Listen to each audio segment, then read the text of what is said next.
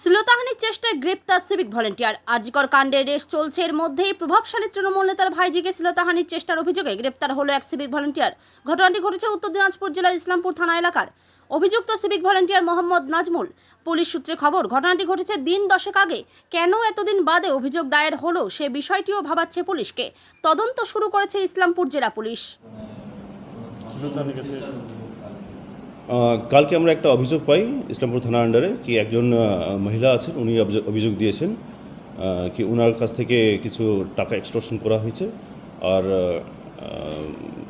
ওনার মানে ইস্তিলতাহানি করা হয়েছে আর ওনার মেয়ের ইস্তিলতাহানি করা হয়েছে, নাবালিক মেয়ের। তো সেই জন্য ওনাকে যে সিভিক আছে ওকে অ্যারেস্ট করা হয়েছে। সিভিকের নাম আছে নাজবুল।